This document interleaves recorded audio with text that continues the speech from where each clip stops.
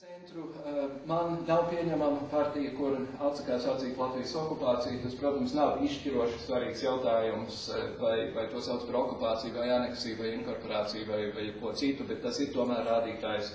Ir rādītājs tas, ka Ušakovs katru gadu vēršas pret notikumiem 17. martā, bet ar ļoti lielu prieku svin notikums 9. maijā.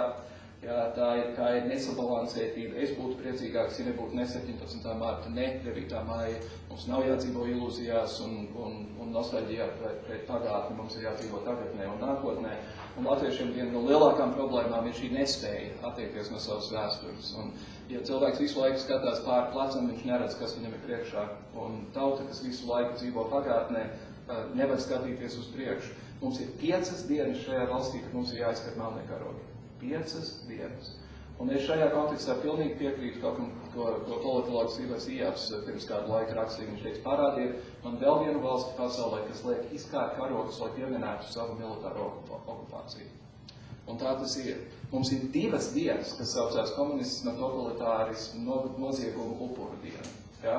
14. jūnijas un 1. svētdiena decembrī.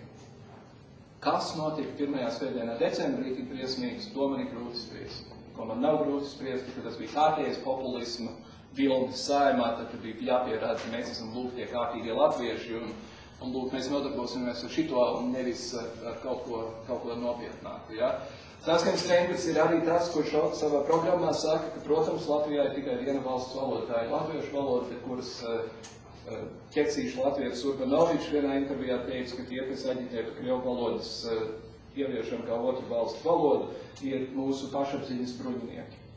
Kā tad tas ir īsti? Jo sapratīsim ļoti skaidri, ja krievu valoda kļūst par valsts valodu Latvijā vai oficiāli, tad tā kļūst par oficiālu valodu arī Eiropas Savienībā. Un tas ir tas, ko Krievija grib visvairāk. Jo Krievija, protams, nekad neiestāsies pati Eiropas Savienībā. Bet krievu valodu viņi tur grib. Viņiem ir šis jēdziens par krievu pasauli, kurā viņi ir centrs un viņi ir viss noteicošais. Vienmēr sakot, Saskaņas centrs ir absolūti ārpus apsvēršanas manā.